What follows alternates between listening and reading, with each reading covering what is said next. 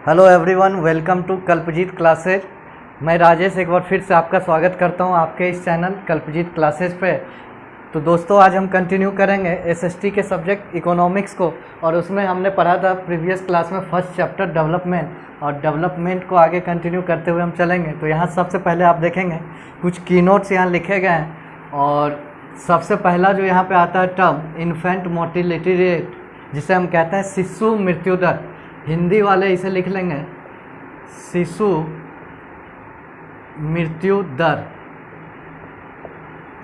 यहाँ पे आप देखेंगे डेफिनेशन इसका लिखा हुआ है, द नंबर ऑफ चिल्ड्रेन, यानी बच्चों की वह संख्या that died before the age of 1 year, जो 1 साल यानी पैदा होने के 1 साल के उम्र के अंदर मर जाता है। यानी जो बच्चे 9 महीने की उम्र में, 3 महीने की उम्र में, 26 दिनों की उम्र में या 11 महीने की उम्र में मर गए, as a proportion of 100,000 live children born in that particular year.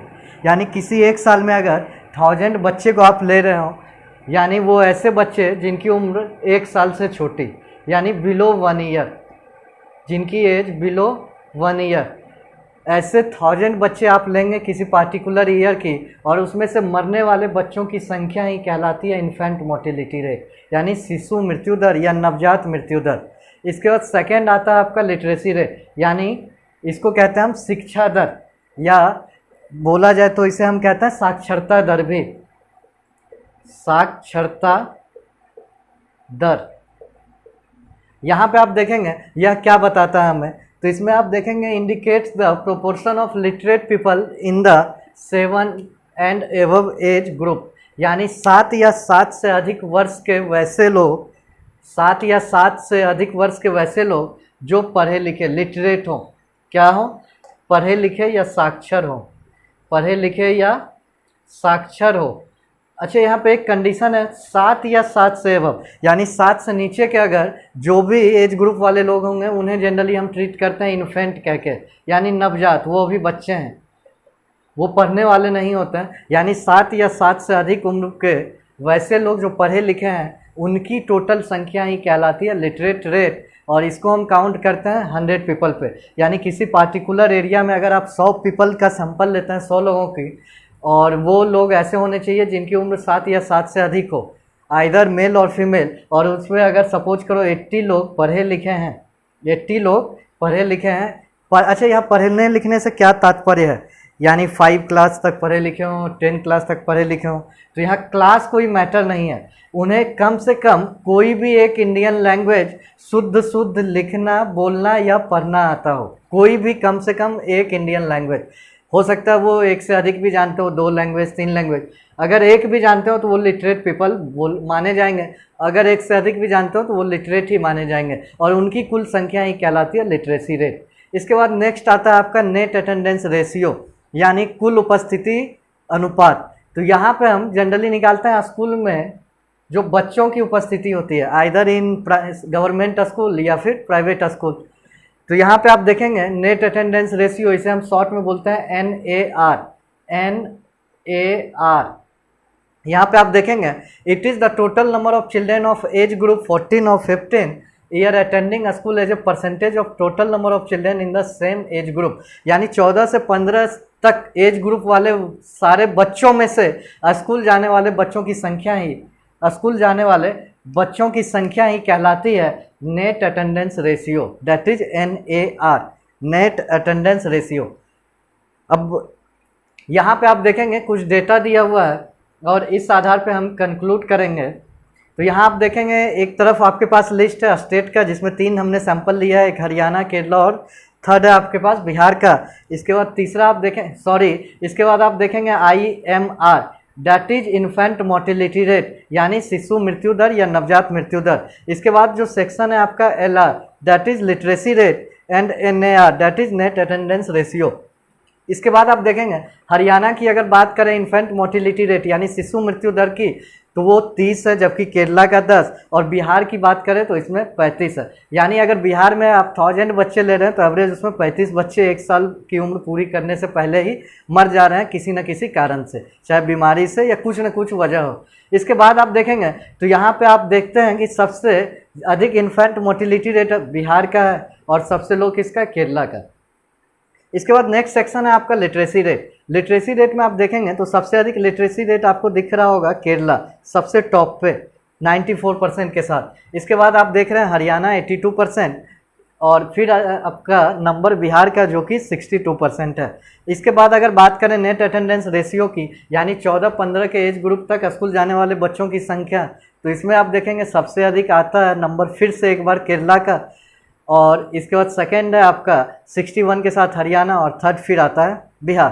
तो 3 राज्यों में हमने तुलना की, बाकी राज्यों को हमने डिसाइड किया, और 3 राज्यों में आपने देखा सबसे कम मोर्टिलिटी रेट है केरला की, यानी केरला यहाँ भी सबसे आगे निकल गया। इसका मतलब क्या, मोर्टिलिटी रेट कम है यानी मृत्यु दर कम है, तो इसका मतलब है यहाँ हेल्थ और इंफ्रास्ट्रक्चर की सुविधाएं बेहतर है, यानी केरला इस मामले में अधिक डेवलप निकला हरियाणा और बिहार के कंपेरिजन में। इसके बाद सेकेंड है लिटरेसी रेट, यानी शिक्षा के दर में भी केरला बाकी 2 राज्यों यानी हरियाणा और बिहार से अधिक साक्षर है, यानी 94% है, और बाकी आप देख रहे हैं तो 80% के आसपास हरियाणा और 60% के आसपास बिहार। इसके बाद आप देखते हैं नेट अटेंडेंस रेशियो, अगर 100 बच्चे आप लेते हो 14-15 एज ग्रुप के, तो उसमें लगभग 83 बच्चे ऐसे हैं जो स्कूल जाते हैं, जबकि बिहार में मात्र 43 बच्चे हैं, यानी बाकी जो बच गए 57 बच्चे वो स्कूल नहीं जा पा रहा है। इसके बाद आप देखेंगे हरियाणा में ये आंकड़ा 61 है, और इसके बाद आप क्या देखते हैं ओवरऑल, तो ओवरऑल आप देखते हैं कि मानव यानी HDI ह्यूमन डेवलपमेंट इंडेक्स, जिसे हम हिंदी में कहते हैं मानव विकास सूचकांक, मानव विकास सूचकांक, इसे हिंदी में हम कहते हैं मानव विकास सूचकांक, और इंग्लिश में कहते हैं HDI, that is human development index. यानी इसे हम निकालते कैसे हैं, तो यहाँ पे आप देखेंगे कि जहाँ पे हेल्थ सबसे बेटर है जिस स्टेट में, जहाँ पे लिटरेसी रेट अधिक है, जहाँ पे नेट अटेंडेंस रेशियो अधिक है, जहाँ पे बर्थ रेट कम है, डेथ रेट कम है, वहाँ उस एरिया या उस स्टेट को ही सबसे अधिक हम मानते हैं वो डेवलप है ह्यूमन इंडेक्स में, यानी मानव के विकास के मामले में उसका आंकड़ा सबसे बेहतर है। और 3 राज्यों को जब हमने कंपेयर किया तो यहाँ पे हमने पाया इन 3 राज्यों हरियाणा, केरला और बिहार में केरला का HDI सबसे बेहतर है। तो आइए दोस्तों हम देखते हैं अब ह्यूमन डेवलपमेंट इंडेक्स यानी मानव विकास सूचकांक, मानव विकास सूचकांक जिसे हम शॉर्ट में बोलते हैं HDI। आप में से कुछ बच्चे जो पेपर या अखबार पढ़ते होंगे तो बार बार आप देखते होंगे महीने में 2 महीने में UNDP जो यूनाइटेड नेशंस का एक ऑर्गेनाइजेशन है, जिसे हम बोलते हैं यूनाइटेड नेशन डेवलपमेंट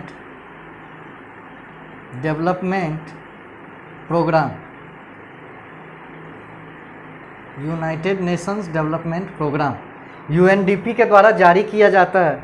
तो HDI को बेहतर समझने के लिए सबसे पहले यहाँ पे आप देखेंगे तो यहाँ एक इंडेक्स दिया हुआ है आपके पास, और एक तरफ को 5 कंट्री के नाम लिखे गए हैं, श्रीलंका, इंडिया, पाकिस्तान, नेपाल और बांग्लादेश। इसके बाद देखेंगे सामने एक कॉलम है PCI, that is per capita income, यानी प्रति व्यक्ति आय, यानी किसी पार्टिकुलर ईयर में उस कंट्री के एक व्यक्ति की एवरेज इनकम कितनी है ये बता रहा है आपको PCI। और ये जो डेटा है आपके पास ये 2011 के जनगणना का डेटा है। तो इसके आधार पर हम देखते हैं कि श्रीलंका का पर कैपिटा इनकम सबसे अधिक है।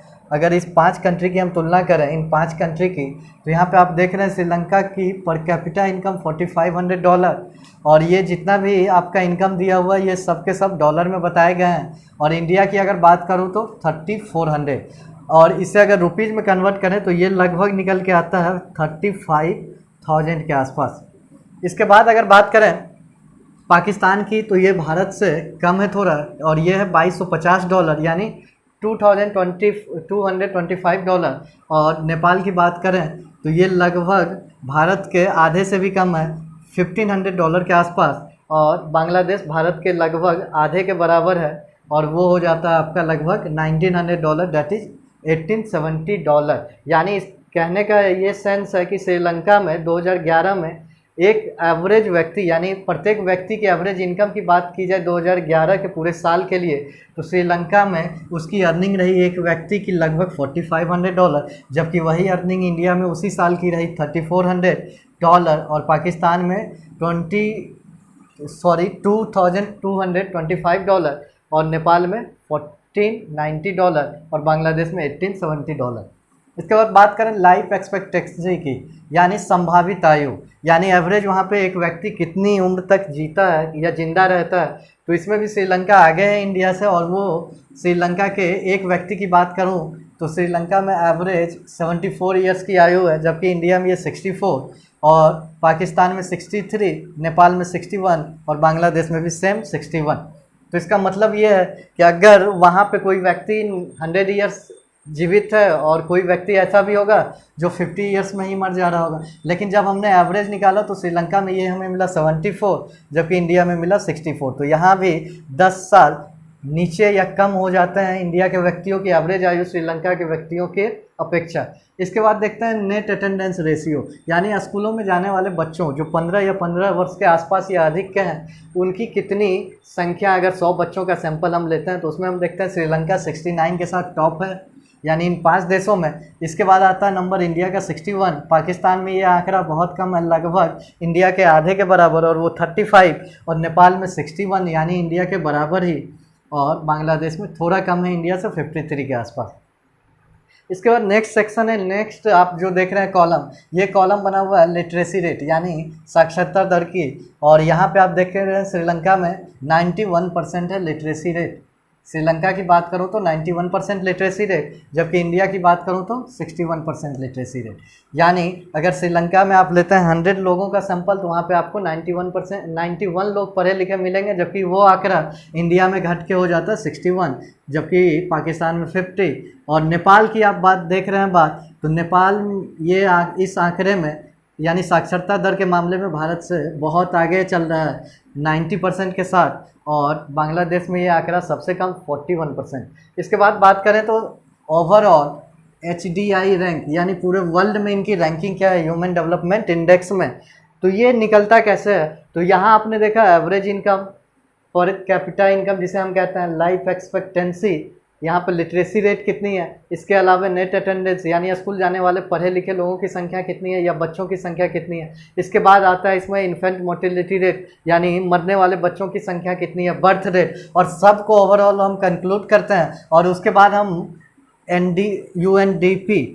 UNDP के जो कुछ एनालिस्ट है वो ये डेटा निकालते हैं या वो ये कंक्लूजन निकालते हैं कि कौन सी कंट्री ह्यूमन डेवलपमेंट यानी मानव विकास के मामले में सबसे टॉप पे है। और इन 5 कंट्री की बात करें तो सबसे टॉप पे श्रीलंका 93% के साथ, और अपने इंडिया का नंबर आता है 126, यानी श्रीलंका से बहुत पीछे। और इसके बाद बात करें तो पाकिस्तान का, और पाकिस्तान हमसे ज़्यादा पीछे नहीं है 134 रैंकिंग के साथ। और इसके बाद देखें तो नेपाल भी 138 इंडिया के आसपास ही नज़र आ रहा है, और बांग्लादेश भी लगभग नेपाल से बस 1 रैंक टॉप पे। इसके बाद बात करें तो ये UNDP के जो एनालिस्ट है वो सारे आंकड़ों को देखते हैं और इस लिहाज या इसके आधार पे वो ये तय करते हैं, डिसाइड करते हैं कि कौन सी कंट्री अधिक विकसित है और उसके या उन कंट्री में रहने वाले लोग अधिक विकसित हैं, अधिक पढ़े लिखे हैं, और तब वो डेटा बनता मानव विकास सूचकांक यानी that is human development index. तो यहाँ पे आपने देखा जब हमने इन 5 कंट्रीज श्रीलंका, इंडिया, पाकिस्तान, नेपाल और बांग्लादेश को कंपेयर किया HDI के पैमाने पर, तो यहाँ हमने पाया सबसे टॉप पे रहा श्रीलंका और सबसे लिस्ट रहा नेपाल। तो यहाँ आप देख रहे हैं अगर बात करें लिटरेसी रेट की तो नेपाल की 90% है जबकि इंडिया की 61%। फिर भी नेपाल से ह्यूमन इंडेक्स के मामले में या ह्यूमन डेवलपमेंट इंडेक्स के मामले में इंडिया की रैंकिंग थोड़ी बेहतर है। तो क्या हम ऐसा मान सकते हैं कि रैंकिंग पे लिटरेसी रेट का कोई फ़र्क नहीं पड़ता है, क्योंकि नेपाल की लिटरेसी रेट इंडिया से कहीं बेटर है, लगभग 30% अधिक है। अगर आप कहते हैं हाँ, इसका कोई फ़र्क नहीं पड़ता, तो मैं कहूँगा नहीं, बिल्कुल गलत।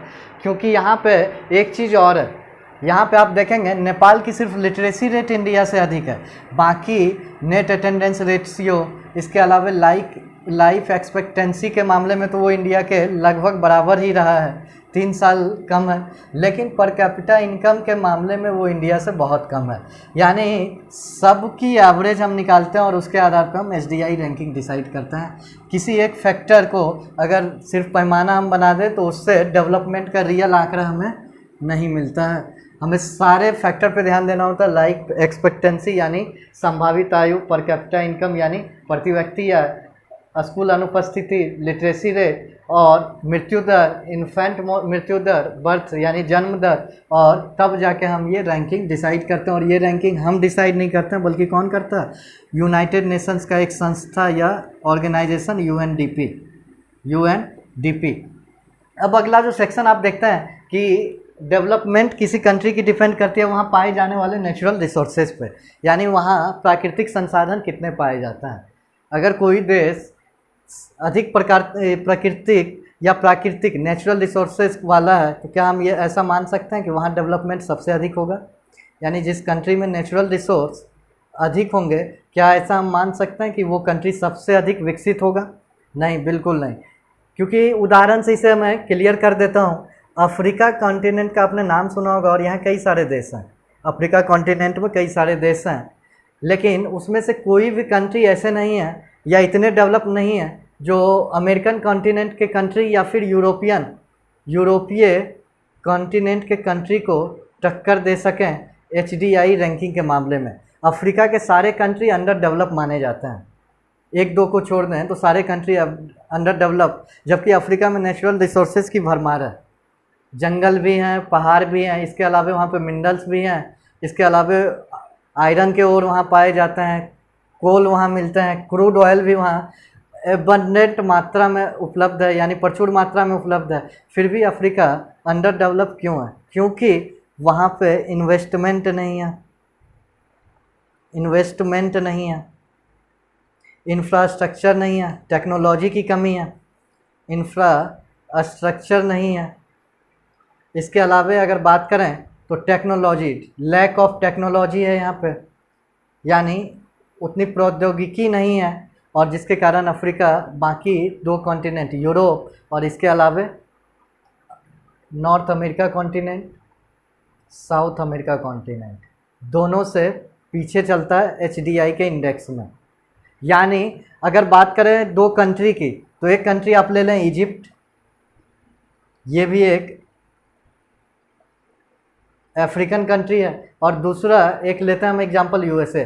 दोनों को अगर कंपेयर करें तो यहाँ पे नेचुरल रिसोर्स अधिक है, जबकि यूएसए में उसके कंपैरिजन में नेचुरल रिसोर्स कम है। लेकिन एसडीआई रैंकिंग की बात करें, ह्यूमन डेवलपमेंट इंडेक्स रैंकिंग की, तो USA is much far better to Egypt, क्योंकि यहाँ पे टेक्नोलॉजी अधिक है, इन्वेस्टमेंट अधिक है, इंफ्रास्ट्रक्चर इनकी बेटर है इजिप्ट से, और इसलिए कोई कंट्री सिर्फ इसलिए डेवलप नहीं हो सकता है कि वहाँ प्राकृतिक संसाधन अधिक है, बल इनके अलावे भी कई सारी चीज़ें ऐसी है जैसे प्रौद्योगिकी, निवेश और इंफ्रास्ट्रक्चर, यानी वहाँ का ढांचागत विकास। अगर कहीं फैक्ट्री लगानी हो तो उसके लिए आपको चाहिए एनर्जी, सोर्स ऑफ एनर्जी, और एनर्जी के लिए आपको चाहिए कोल। इसके अलावा अगर कोल से एनर्जी नहीं बना रहे हैं तो एटॉमिक एनर्जी आप बना सकते हैं, थर्मल एनर्जी आप बना सकते हैं, कई सारे साधन हैं एनर्जी को गेन करने के लिए। अगर कहीं फैक्ट्री आप डाल रहे हैं तो वहाँ पे ट्रांसपोर्टेशन की सुविधा होनी चाहिए, रॉ मटेरियल्स कैसे आप पहुँचाएंगे वहाँ पे, और वहाँ जो फाइनली प्रोडक्ट बनेंगे उसको मार्केट में कैसे पहुँचाएंगे, तो उसके लिए आपकी सड़कें वहाँ पे ठोस और अच्छी क्वालिटी की होनी चाहिए। इसके अलावा जो फैक्ट्री आप डाल रहे हैं वो और फैक्ट्री में कैसा प्रोडक्ट बन रहा है उसके लिहाज से रॉ मटेरियल वहाँ उपलब्ध होने चाहिए, वर्कर वहाँ सस्ते उपलब्ध होने चाहिए। सारे कुछ मिल के डिसाइड करते हैं किसी कंट्री का डेवलपमेंट। दोस्तों अगला जो टॉपिक है आपका सस्टेनेबिलिटी ऑफ डेवलपमेंट, यानी विकास की धारणीयता। तो यहाँ पे आप देखेंगे, यानी सस्टेनेबिलिटी का मतलब होता है सबके लायक बनाना, और इस तरह से बनाना ताकि आने वाली जो पीढ़ियाँ, नेक्स्ट जनरेशन के लोग होंगे, उनके लिए भी डेवलपमेंट का वही स्तर हम बनाए रखेंगे। तो 20वीं सेंचुरी की अगर बात करें, 20वीं सेंचुरी की यानी 20वीं शताब्दी की अगर आंकड़ों पे गौर किया जाए तो कुछ कंट्रीज ऐसे थे जिन्होंने पूरे वर्ल्ड में जहाँ तक उनकी पहुँच हो पाई, जहाँ तक वो इस लायक हो पाए कि उन्होंने नेचुरल रिसोर्स को अंधाधुंध तरीके से इस्तेमाल किया, चाहे वो फॉरेस्ट की बात हो, चाहे वो कोल यानी कोयला निकाल के उससे थर्मल एनर्जी को कन्वर्ट करने की बात हो, या फिर कुछ और भी रिसोर्स जैसे क्रूड ऑयल, कच्चे तेल, क्रूड ऑयल जिससे हमें मिलते हैं पेट्रोल, डीजल, मोबिल, केरोसिन, ये सब। यानी कुछ कंट्री ऐसे थे जिन्होंने बेहिसाब इसको यूटिलाइज किया और इसका परिणाम ये निकल के आया कि इनकी भयंकर कमी हुई। जंगल का परसेंटेज आप देख रहे हैं ओवरऑल घट के कितना कम हो चुका है। लगभग 20वीं शताब्दी से पहले पूरे वर्ल्ड में अगर आप देखेंगे तो 33% टोटल टेरेस्ट्रियल एरिया का जंगल होता था, जो आज घट के रह गया है लगभग 24%। इसके बाद और भी कुछ ऐसे हैं नेचुरल रिसोर्स जैसे underground water.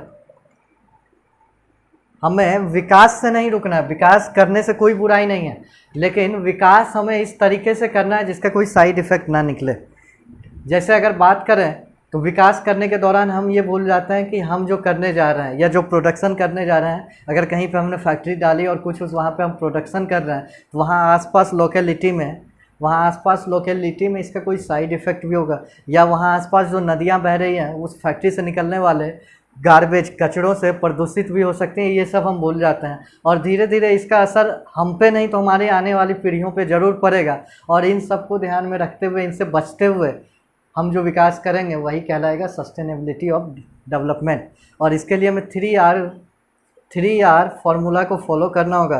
First is recycle, second is reuse, third is reduce. यानी हमें नेचुरल रिसोर्स को कम से कम इस्तेमाल करना होगा, रिड्यूस करें उसके इस्तेमाल को, और ऐसे रिसोर्स को इस्तेमाल करें जो रिन्यूएबल हो, रिन्यूएबल सोर्स ऑफ एनर्जी, यानी जो तुरंत और आसानी से फिर से बन जा सके। इसके बाद आप देखेंगे तो रीयूज यानी वैसे रिसोर्स जिसको हम जल्दी डिकम्पोज नहीं करा सकते हैं, जैसे प्लास्टिक हो गए। प्लास्टिक को तो हमें यूज ही नहीं करना चाहिए, अगर यूज कर भी रहे हैं तो ऐसे कि यूज करें कि बार बार हम एक ही प्लास्टिक यूज करते रहें। यानी एक हमने यूज किया तो उसे फेंकना नहीं है, क्योंकि फेंकने के बाद वो सालों साल, हज़ारों साल तक सड़ता गलता नहीं है और उसके साइड इफ़ेक्ट इन्वायरमेंट में हज़ारों साल तक बने रहते हैं। तो वहाँ पे हमें रीयूज वाला टेक्निक लाना चाहिए। इसके अलावा जो भी मेटल हम यूज करते हैं वहाँ भी हमें रीयूज करना है या रिसाइकल करके रीयूज करेंगे। इसके बाद अगला सेक्शन आता है आपका रिसाइकल। जैसे जिस पेपर पे हमने एक दफ़ा लिखा तो उसे हमें कचरे में नहीं फेंकना है, उसे हमें क्या करना है, रिसाइकल करना है और फिर से उसे नया बना के उसी पे फिर से लिखना है। तो ये 3R का कॉन्सेप्ट हमें लेके चलना है, तभी हम इस गोल को अचीव कर पाएंगे। और इस तरह से ये सेक्शन आपका यहीं समाप्त हुआ और ये चैप्टर भी लगभग आपका कंप्लीट है। अगर कोई डाउट है आपको तो आप पूछ सकते हैं कमेंट सेक्शन में। हिंदी या इंग्लिश किसी भी मीडियम में नीचे डिस्क्रिप्शन में लिंक दी हुई है, वहाँ से जाके हमारे टेलीग्राम चैनल से डाउनलोड कर सकते हैं। तो फिर मिलते हैं हम लोग।